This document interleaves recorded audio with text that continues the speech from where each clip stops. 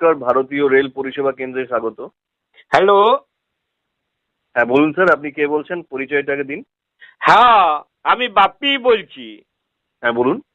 বলি আমার রেল নিয়ে কয়েকটা কমপ্লেন ছিল, বলি যদি একটুকু সময় নিয়ে শুনতেন। হ্যাঁ বলুন, আপনার কি কমপ্লেন আছে?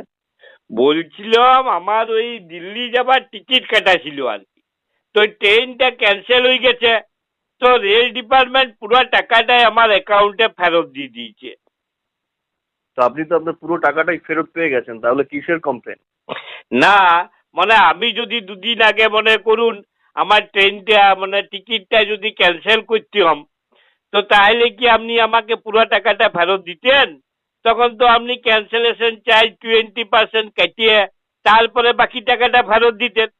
তাহলে আপনারা যখন ট্রেনটা ক্যান্সেল করলেন, তাহলে আমাকে 20% টাকা কেন বেশি দিবেন নাই? না, আমাদের ট্রেনের ডিপার্টমেন্টে তো এরকম কোনো নিয়ম নেই স্যার। হ, আমার তো কমপ্লেনটা ওইখানে। বলি নিয়ম নাই তো তাহলে নিয়ম করুন। যাত্রীদের জন্য একরকম নিয়ম আর আপনাদের নিজেদের জন্য একরকম নিয়ম, এটা তো ঠিক নয়। বলি আরেকটা কথা, বলি সেদিন আমি লোকাল ট্রেনের টিকিট কেটে পরে আর এক্সপ্রেস ট্রেনে চেপে গেছিলাম আর কি। মানে বর্ধমানে আমার একজন বন্ধু ভর্তি ছিল, তো লোকাল ট্রেনের টিকিট কেটেছিলাম, যে ট্রেনটা ফেল করে গেলাম। তো তাড়াতাড়ি যাবার ছিল, তার জন্য এক্সপ্রেস ট্রেনে চেপে গেলাম। তো আমাকে 250 টাকা ফাইন করে দিলে গিয়া। হ্যাঁ, তো সে তো করবেই। লোকাল ট্রেনের টিকিট কেটে এক্সপ্রেস ট্রেনে চেপে আপনি কম সময়ে যাবেন, তো সেটা তো ফাইন দিতেই হবে। হ্যাঁ হ্যাঁ, নিশ্চয়ই দিব, নিশ্চয়ই দিব, কেন দিব নাই? কিন্তু যখন আপনাদের এক্সপ্রেস ট্রেন লোকাল ট্রেনের থেকেও আস্তে আস্তে যাবে, সিগন্যালে ঘন্টার পর ঘন্টা দাঁড়াই থাকবে, 10 ঘন্টার সময়ের ট্রেন 15 ঘন্টায় পৌঁছাবে, বলি তখন আপনারা প্যাসেঞ্জারকে ফাইন দিবেন তো? আমি তো আগেই বললাম স্যার, আমাদের এরকম কোনো নিয়ম নেই। আর তাছাড়া লাইনের সমস্যা হলে দেরি তো হতেই পারে। ই বাবারি, বেশ বলছেন মশাই। বলি আপনাদের সমস্যাটাই সমস্যা, আর আমাদের সমস্যাটার কোনো দাম নাই। বেশ ব্যবসা খুলেছেন মশাই আপনারা।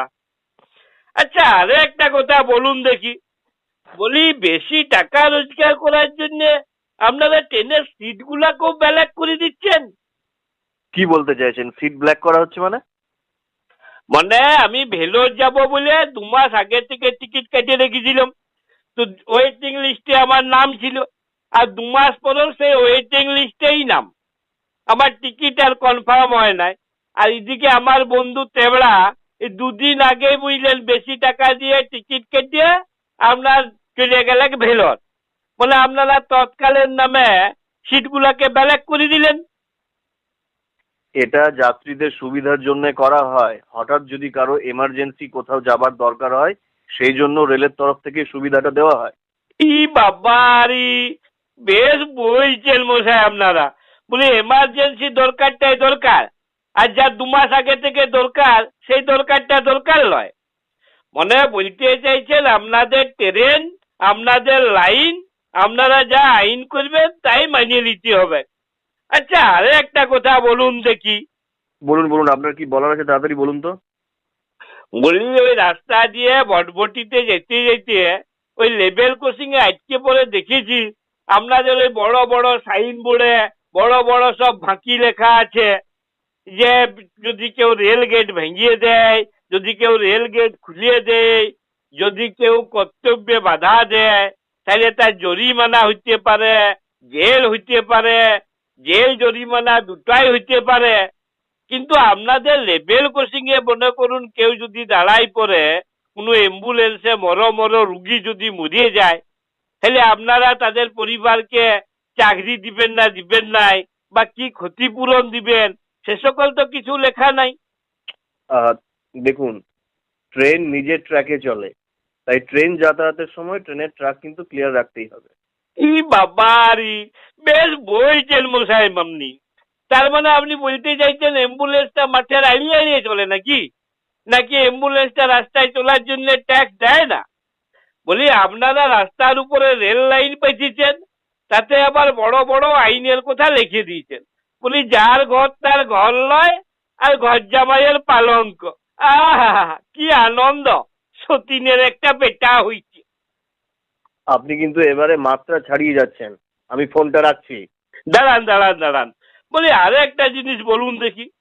বলি এই ফার্স্ট প্যাসেঞ্জার ট্রেন গুলাকে আপনারা কোন আক্কেলে সুপার ফাস্ট নাম দিয়ে ভাড়াগুলা 3-4 গুণ বাড়াই দিলেন? দেখুন, আপনি কিন্তু ভুল বলছেন। আগে সঠিক তথ্য জানুন, তারপর কথা বলবেন। আপনি কি জানেন ওই ট্রেনগুলোর অনেক স্টেশন কমিয়ে যাতায়াতের সময়টাকেও কমিয়ে আনা হয়েছে? হ, তা বটে। বেশ বলছেন মশাই আপনি। মানে আপনি বলতে চাইছেন যদি আমি আমার বউকে হিল তোলা জুতো আর বগল কাটা ব্লাউজ পরাই দিই তাহলে আমার বুড়ি বউটাও মিস ইন্ডিয়া হয়ে যাবে। Of, disgusting! আপনার সাথে ফালতু কথা বলার সময় নেই, আপনি রাখুন তো ফোনটা। দাঁড়ান। আর একটা কথা বলি সেদিন ট্রেনে চেপে কিন্তু আমি সত্যিকারে একদম বোকা বুনিয়ে গেছি। মানে একদম নগদ 1,500 টাকা ফাইন দিয়েছি, বুঝলেন? কি ব্যাপারে? মানে সেদিন ট্রেনে যাচ্ছিলাম তো দেখছি একটা টিয়া ঝুলছে, চেন ঝুলছে। তো আমি টিটিকে জিজ্ঞেস করলাম